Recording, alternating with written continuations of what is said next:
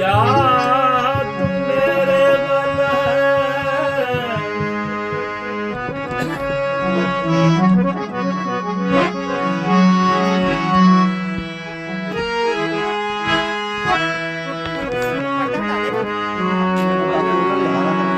क्या तुम मेरे बल है का क्या मोह छंदा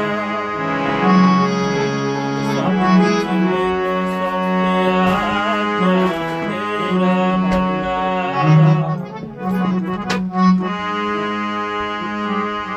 तेरा बंदा पर्दा हटा दे इन्हें तो पर्दा चक दियो बड़ी कर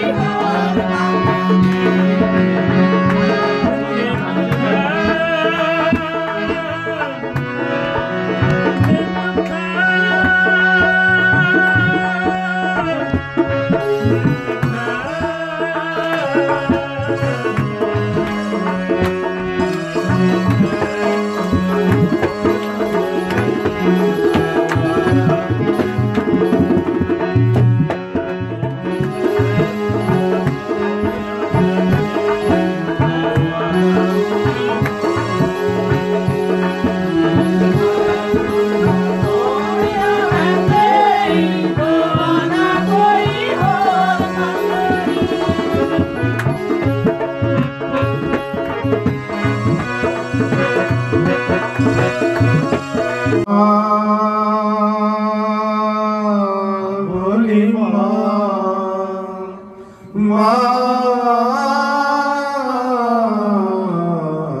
जय जय मैया तुम्हें प्रणाम, जय जय मैया तुम्हें प्रणाम। उस माँ जननी को प्रणाम करो जिसकी गोद में हम पलते फलते फूलते हैं। इसलिए माँ का जिसने सम्मान किया, माँ को जिसने आदर किया, उसने सब कुछ पा लिया। माँ क्या है? एक नींव है, जड़ है, और उस नींव के आधार पर वो बच्चा फलता फूलता है। गुरुजन है चित्रकार करने वाले, उस सुंदर छवि को इतना सौंदर्य से ज्ञान से भर देते हैं और गुरु उसके हृदय में प्रकाश करता है। इसलिए पहले पड़ाव माँ का, मातृ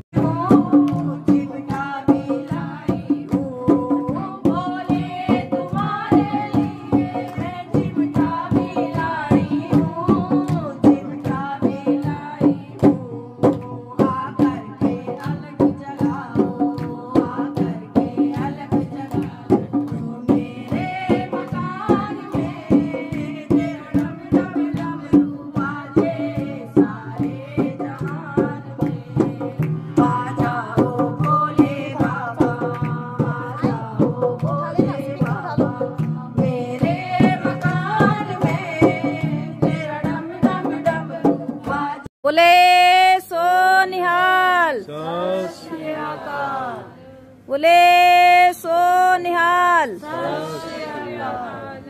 बोलिए श्री सतगुरुदेव महाराज। श्रोत्र जीवन नचे घ्राण नेत्रम, नचे श्रोत्र जीवन नचे घ्राण नेत्रम, नचे व्योम भूमि न तेजो न वायु, नचे व्योम भूमि न तेजो न वायु, चिदानंद रूपम शिवोहम शिवोहम, चिदानंद रूपम शिवोहम शिवोहम, अहम शुद्ध चैतन्य ज्ञान स्वरूपम, अहम शुद्ध चैतन्य ज्ञान स्वरूपम, अजरहम अमरहम अखंडम अनुपम, अजरहम अमरहम अखंडम अनुपम, अहम शुद्ध चैतन्य ज्ञान स्वरूपम, अहम शुद्ध चैतन्य ज्ञान स्वरूपम, अजरहम अमरहम अखंडम अनुपम, अजरहम अमरहम अखंडम अनुपम, अहम शुद्ध चैतन्य ज्ञान स्वरूपम, अजरहम अमरहम अखंडम अनुपम। अनुपम में मैं सबसे सुंदर हूँ, मैं सबसे सुंदर हूँ, इसलिए मैं उस अनंत रूपी परमात्मा में स्वरूप में स्थित हूँ। उस भगवान को कोई भी कहो, इसलिए धीरे धीरे अभ्यास करो, और धीरे धीरे अभ्यास। इसलिए अर्जुन भी बार बार कह रहे, प्रभु आप ज्ञान की बातें तो बता रहे हो, पर मुझे कुछ समझ में नहीं आ रहा। तो भगवान ने यही कहा, अभ्यास करो, सेवा करते रहो, अपनी तरफ से सेवा करते रहो। आप बोलोगे मुझे अभी तक ज्ञान नहीं हुआ, ज्ञान नहीं हुआ, पर गुरु को भी पता नहीं ज्ञान कब देना है। एक बार शिष्य रोज कहता था, गुरु जी मुझे ज्ञान की बातें सुना, मुझे स्वरूप में स्थित करो। तो एक दिन गुरु जी रात को 2 बजे उठे और अपने शिष्य को उठाया और बोला, उठ उठ उठ उठ। उठा के और सर पे हाथ रखा और ज्ञान की प्राप्ति हुई। तो गुरु जी आपने मुझे बताया नहीं कि बेटा मुझे पता नहीं कब कृपा होती है। आज जो हमारे बुजुर्ग हैं वो देवता है, पितृगण, और आचार्य गुरुदेव हमारे देवता हैं, और जो अतिथि है, जो आ रहे हैं मेहमान, जिनको हमने कभी देखा नहीं पर इन महापुरुषों की कृपा से देख रहे हैं, ये देवता है। इसलिए इनकी सबकी आशीर्वाद है। हमारी मीरा का पद सुनो, या हमारे पूर्व महापुरुष हमारे साईं टीऊराम के, या कोई भी महापुरुष हो, उन्होंने अपनी माँ के, मीरा के पद आप सुनोगे, माई में लियो गोविंद मोल, हे मेरी माँ, मैंने गोविंद को पाया है, मूल्य से खरीदा है। राणो जी रूठे तो काई कर ले सी, हरि रूठा कित जावारी माँ। माँ से बातें की, क्योंकि बाल अवस्था में माँ ही एक ऐसा मार्ग है जो परमात्मा की बातें कर सकते हैं, गुरुजनों की बातें कर सकते हैं, माँ के साथ शेयर करता है बच्चा। इसलिए भारत भूमि, आपने भारत में जितने भी महापुरुष हुए उन सब का नाम माँ के नाम से प्रसिद्ध हुआ है। अभी वर्तमान में हमारे सतगुरु स्वामी भगत प्रकाश जी महाराज ने आचार्य सतगुरु स्वामी टीऊराम जी महाराज की माता श्री के नाम से एक पार्क बनाया है हरिद्वार में, बहुत बड़ा विशाल। भूपतवाला में माता कृष्णा के नाम से माता कृष्णा गार्डन, बहुत सुंदर, उसका भी उद्घाटन होने वाला है गवर्नमेंट की तरफ से, संतों की तरफ से विशाल हरिद्वार के अंदर। मां का बड़ा सम्मान है, इसलिए मां का चरणों में जो रहकर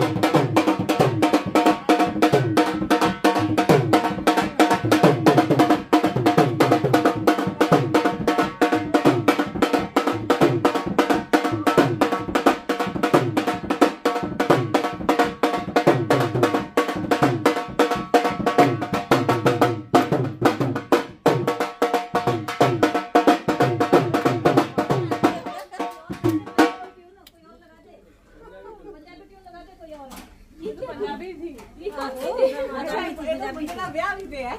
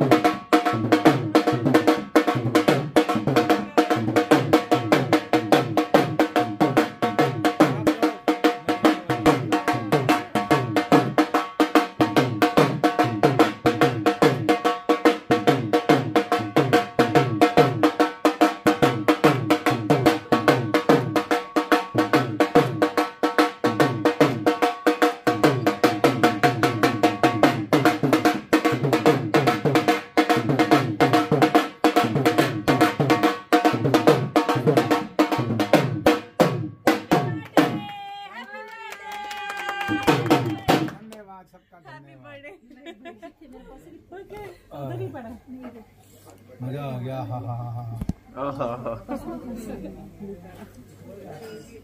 ये चाय ना मिलती ना तो हजम ना होता। तुम क्या खाए?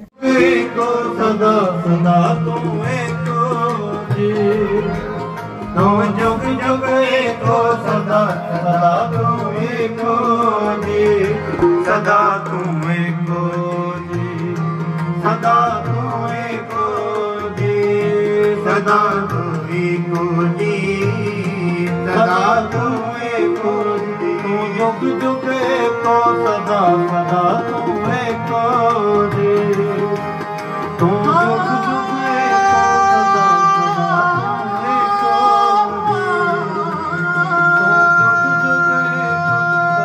सदा तुम एको जी, तुम जुग जुग एको सदा सदा तुम एको जी, तुम जुग जुग एको सदा सदा तुम एको जी, सदा तुम एको जी।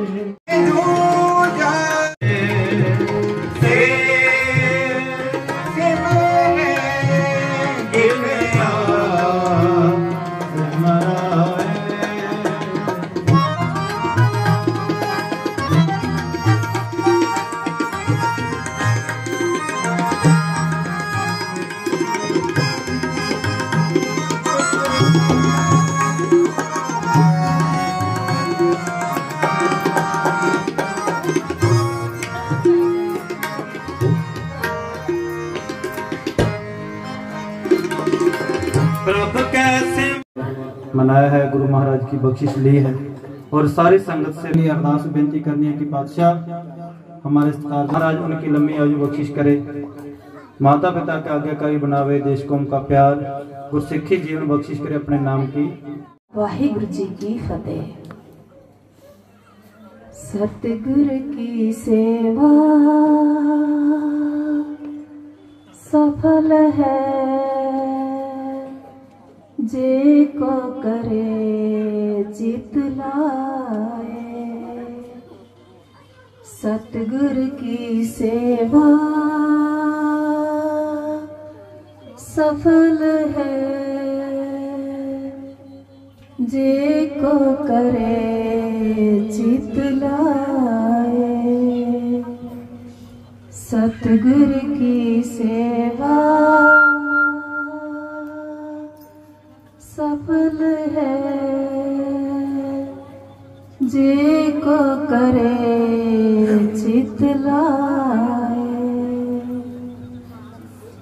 प्यारी साध संगत जी, श्री गुरु नानक देव जी के चरणों में मेरा कोटि कोटि वंदन और आत्मज्ञानी, दया के भंडार, विद्या के दाता सतगुरु, उनके चरणों में नतमस्तक होते हुए और रागी जत्था, सभी दूरों नेड़ों चल के आए भाई बहने बच्चे, कोटि कोटि नमस्कार। प्यारी साध संगत जी, सतगुरु की द्वारा आज हम उनके दिए हुए उद्देश्य के कारण ही आज हम अपने विचार आप सबके साथ साझे करेंगे। आज का विचार है कि हमारा जन्म ये लोक में क्यों हुआ, और उस थोड़ा थोड़ा तो सभी को पता है, लेकिन मैं थोड़ा सा खुल के बताना चाहती हूँ कि हमारा जन्म, जीव ही एक ऐसा इंसान है, मनुष्य, कि जिसके पास सोचने की बुद्धि, विचार करने का मन उसी के पास है, कि जो ईश्वर का स्मरण कर सकता है। पशु पक्षी समझदार तो हैं, लेकिन उनके पास वो बुद्धि नहीं है जो हम लोगों के पास है, जो मनुष्य के पास है। और हमारा जन्म इसलिए इस लोक में हुआ है। कहा करते हैं तो हम कितने भाग्यशाली हैं जो हमें समय समय पर हर वर्ष 1 महीना कंप्लीट यहाँ रह करके आप सबको दर्शन देते हैं, और अपनी वाणी से सबको मीठे मीठे शब्दों से, उस ज्ञान से सबको अवगत कराते हैं। और कहा करते हैं तो प्यारी सा संगत जी, हमें अपने लिए इतना समय निकालना चाहिए कि हम उस प्रभु का सिमरन कर सके, हम उस प्रभु के साथ अपने मन को एकाग्र कर सके। लेकिन नहीं, हमारा जन्म तो सिर्फ ईश्वर के स्मरण के लिए हुआ था। लेकिन हम क्या करते हैं, हम स्त्री मोह, पुत्र मोह, धन दौलत के पीछे पड़े रहते हैं। हमें ईश्वर की तो याद ही नहीं आती कि हम उस प्रभु का स्मरण करें। फिर सभी कहते हैं कि हम दुखी हैं। अरे भाई, दुखी तो होना ही है। यदि तुम जिस ईश्वर को तुम मन में बिठा ही नहीं सकते, जो तुम्हारे साथ साक्षात है, और जो आप जिसके जो चीज आपको प्राप्त नहीं होनी उसके पीछे हम भागते हैं, और जो चीज हमें प्राप्त है पहले से ही उसको तो हम याद ही नहीं करते, इसलिए हम दुखी होते हैं। ये हमारा दुख का कारण है।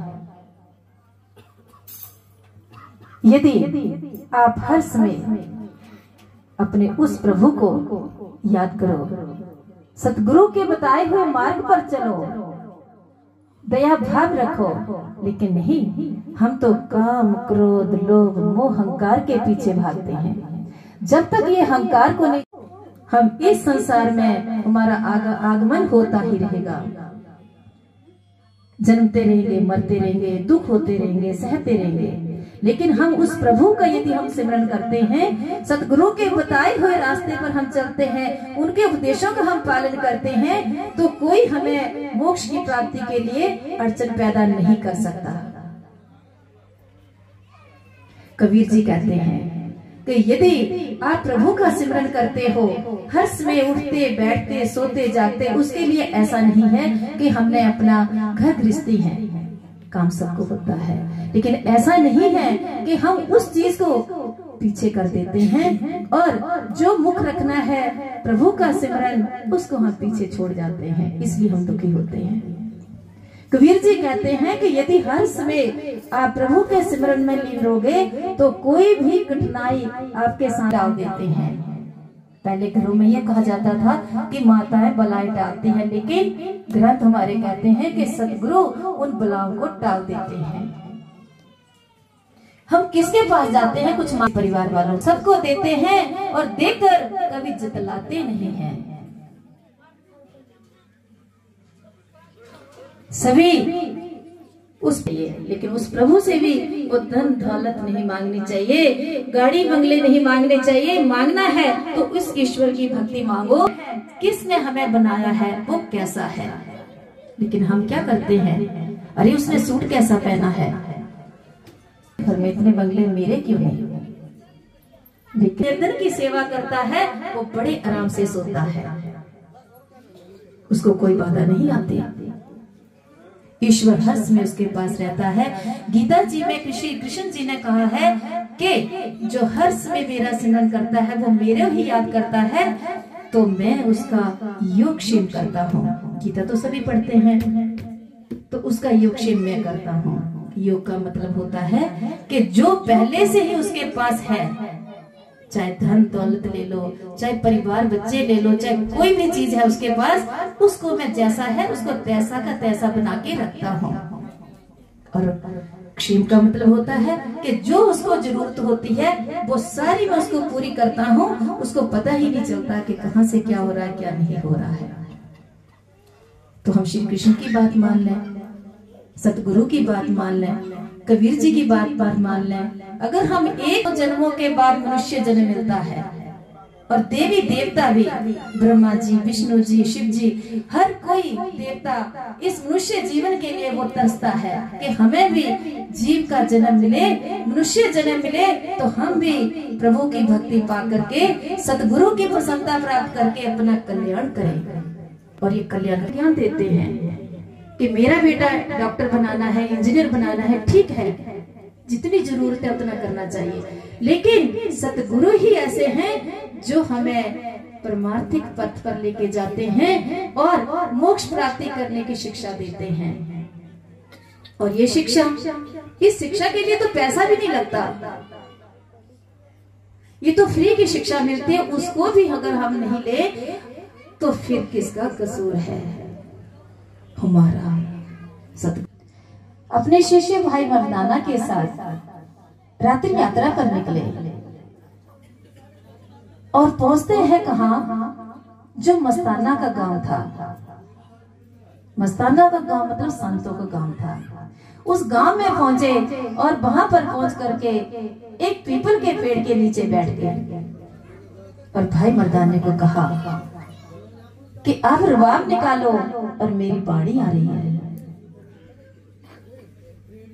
गुरु नानक देव जी ने वहां पर अपना शब्द सुनाना आरंभ किया। जैसे ही बाणी आरंभ करी तो जितने भी गांव के वो मस्ताने साधु संत थे, तो सब जहां बैठे थे वहीं मगन हो गए और कहने लगे, जो उनके मुख्य संत थे उनके पास गए और कहने लगे कि भगवान, हमारे गांव में कोई एक संत आए हैं, कोई फकीर है, और वो ऐसी वाणी गा रहे हैं कि इंसान तो क्या, वहां पर जितने भी पशु पक्षी हैं वो भी उसके पास में जाकर के बैठ करके वो बड़े आराम से उनके उस वाणी को सुन रहे हैं।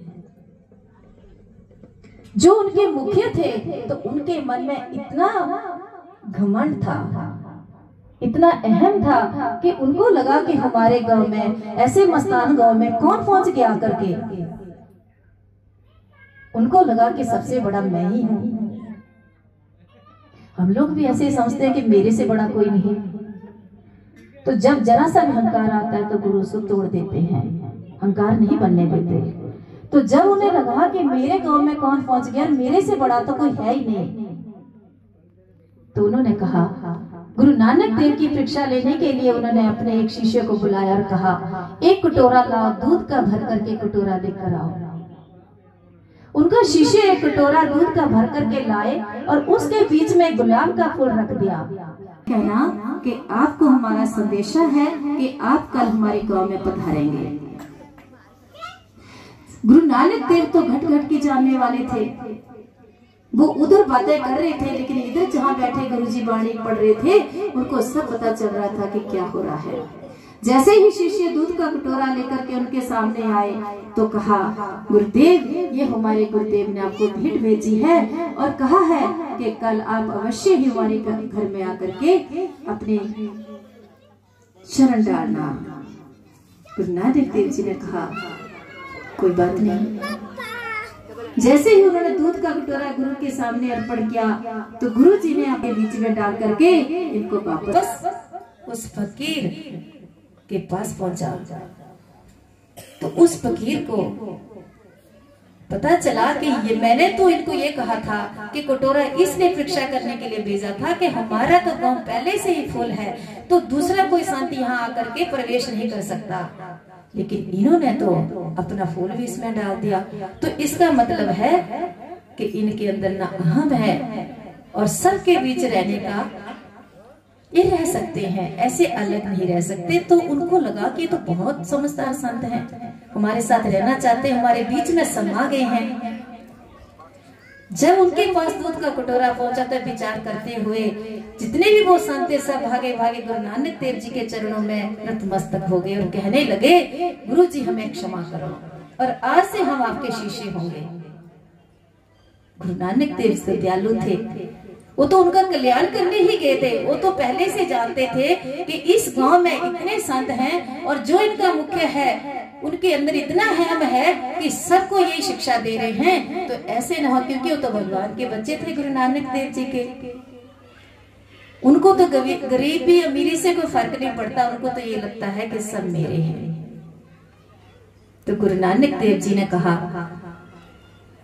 जब वो फकीर उनके पास आए तो उन्होंने नतमस्तक होकर उन्हें कहा कि हे भगवान हमें अपना शिष्य बना लीजिए। सभी से एक प्रार्थना है कि जो भी हमारे अंदर अहम है कि मैं उसको हमने मिटाना है, और यही हमारे सतगुरु हमें हमेशा यही पढ़ाते हैं। और मेरी जिंदगी के बारे में तो आप लोग सब जानते ही हैं, उसके बारे में क्या बताना। मैं सिर्फ इतना कहना चाहती हूँ कि जब से मैं गुरु के चरणों में लगी हूँ, मुझे कीचड़ की नाली से निकाल करके सतगुरु लेकर गए हैं।